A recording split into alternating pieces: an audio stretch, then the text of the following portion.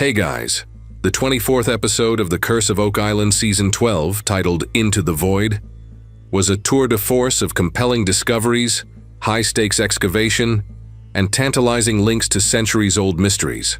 As the season races toward its conclusion, the Oak Island team finds itself descending deeper, both literally and metaphorically, into one of history's most enduring enigmas.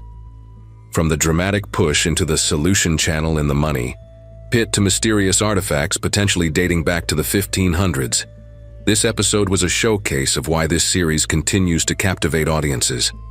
The highlight of the episode, and arguably of the season so far, was the progress made in the Kai Toot-1 shaft, located just 10 feet south of the previously excavated TB-1 shaft. Toot-1 was conceived as a final effort before winter sets in, targeting a specific area where the team believes the mysterious chapel vault may have collapsed into the solution channel, a natural void in the bedrock over 200 feet deep. After months of digging and overcoming setbacks, the team is now tantalizingly close to breaching this channel. At depths reaching beyond 160 feet, they have begun unearthing compelling evidence that points toward original depositor activity. Most notably, wood structures and fragments retrieved from Toot-1 appear to be far older than the 20th century chapel shaft. In particular, the discovery of a wooden dowel, shaped using pre-industrial techniques, is highly suggestive of 17th century or earlier construction. When Marty Lagina examined it, he immediately noted its rough-hewn quality, clearly inconsistent with modern searcher work. This wooden dowel may be part of the original money pit, a bold possibility that inches the team closer to a goal they've pursued for over a decade. Perhaps the most explosive moment of the episode came when metal detection expert Gary Drayton and Marty Lagina unearthed what appeared to be a broken, primitive pickaxe at over 160 feet below ground, well beyond any previously documented searcher shaft. The significance of this find was solidified when blacksmithing expert Carmen Lega assessed the artifact. His analysis? The tool likely dates back to the 1500s to early 1600s, decades if not centuries before the money pit was first discovered in 1795. He emphasized that such tools were commonly used in primitive mining operations for breaking rocks and tunneling. Carmen and other experts noted the composition of the iron, its grain structure, and the evident signs of repeated impact all pointed to a hand-wrought construction consistent with tools from the Renaissance period. If authentic and undisturbed since its deposition, this tool could be irrefutable proof that someone was tunneling deep beneath Oak Island centuries before the modern search began. This raises the tantalizing possibility that the shaft is not merely a searcher excavation, but rather part of an original depositor construction, possibly tied to an ancient effort to hide or retrieve a treasure of immense value. The link to the Knights of Malta, already established earlier in the season, through symbolic connections and a research trip to Malta, gained even more credibility this episode. The team had previously found a button on Lot 5 with an emblem eerily similar to a symbol carved into the wall of a centuries-old prison in Malta. Now the discovery of 17th century wood structures, primitive tools, and survey stakes throughout the swamp, each confirmed through radiocarbon and dendrochronological dating, places human activity on Oak Island right in the time frame when the Knights of Malta were active. A critical discussion took place in the Oak Island Museum, where surveyor Steve Guptill and geoscientist Dr. Ian Spooner compiled and presented their data. Among their findings, the cobblestone path in the swamp dates to between 1650 and 1700. The Eye of the Swamp, a circular anomaly, dates from 1630 to 1680. The Northern Swamp Vault, where survey stakes and a mysterious brick and slate box were found, also aligns with the late 1600s. These timelines overlap almost perfectly with known periods of Knights of Malta maritime activity. The idea that the Templars or their spiritual successors, the Knights of Malta, may have buried something sacred or valuable on the island is now more than mere speculation. The evidence is becoming scientific, material, and archaeological. While excitement soared in the money pit area, the northern swamp brought a moment of subdued disappointment. The team had hoped to uncover a wall that Fred Nolan, a legendary Oak Island treasure hunter, claimed to have discovered decades earlier. Ground-penetrating radar had indicated an anomaly at the expected depth, and hopes were high. However, after a cautious excavation, the team was unable to confirm the existence of the wall. Despite their best efforts, the feature remained elusive. Yet, this was not a total loss. As Rick Lagina eloquently stated, "We've only explored 30% of the swamp.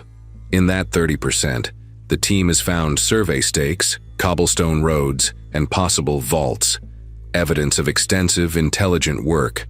If 70% remains untouched, the potential for new discoveries is vast. The swamp still holds many secrets. Time is the enemy in every Oak Island season, and this episode underscored that reality. With winter closing in, the team knows that Toot 1 may be their final shaft of the year. As they near the solution channel, the pressure mounts. This adds a compelling emotional layer to the episode. Every bucket of spoil, every ancient nail or broken tool retrieved from the depths, feels like part of a race against nature itself. The viewers can feel the stakes. This may be their best shot at the treasure, or at least at undeniable proof of ancient activity. The episode ends on a powerful note.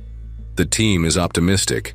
They've passed through the remains of the 1931 chapel shaft, found a primitive 16th century tool, and unearthed evidence of non-searcher wood construction. All signs point to one possibility. They may be entering the original vault area, long believed to hold the treasure. Into the void, they say. But this is no aimless descent. It is the culmination of years of scientific work, collaboration, and relentless belief that something extraordinary happened on Oak Island. And now, at 171 feet, they are on the cusp of something unprecedented. Tomorrow, they say, could be the day. The discovery of the pickaxe fragment dating back to the 1500s or early 1600s marks one of the most significant moments in Season 12, Episode 24 of The Curse of Oak Island. For years, skeptics have dismissed the idea that pre-1795 activity occurred in the money pit. Yet, this ancient tool, identified by blacksmithing expert Carmen Legge as a primitive mining instrument likely used in hard rock excavation, adds a compelling layer of credibility to theories suggesting that European or Mediterranean groups, perhaps even the Knights of Malta, were active on the island centuries before the officially recorded discovery. The tool's presence at a depth of over 160 feet, well beneath any known modern searcher shafts, suggests it may have been used during original tunneling efforts, potentially linked to the construction of the fabled chapel vault or even the money pit itself. Further fueling this theory is the scientific evidence emerging from the swamp investigations. Dr. Ian Spooner and surveyor Steve Guptill's data clearly ties various swamp structures, like the cobblestone pathway, the so-called eye of the swamp, and even a vault-like feature, to the 17th century. The repetition of dates from 1630 to 1700 across independent features strongly implies deliberate construction over an extended period. This supports the hypothesis that Oak Island served as a multi-phase project, possibly begun by the Knights Templar and later completed or expanded by the Knights of Malta. Such continuity would explain the use of sophisticated underground architecture and multiple defensive measures to protect whatever was buried. Even the failed attempt to uncover Fred Nolan's alleged stone wall in the northern swamp region holds narrative value. Though the team did not find the structure where expected, the presence of survey stakes, dated features, and man-made pathways in the same area keeps the possibility alive that Nolan's observations were valid, albeit possibly mislocated. Rick Lagina's steadfast belief in the swamp's significance remains unshaken, and rightly so. Less than 30% of the bog has been thoroughly examined. Considering how much has already been found in that limited area, the remainder could yet hold game-changing discoveries. Meanwhile, in the money pit, the team's descent into the Toot 1 shaft appears more promising by the hour. The shaft has now passed the depth of the old chapel shaft and is approaching the elusive solution channel, where the original vault may have collapsed into in 1897.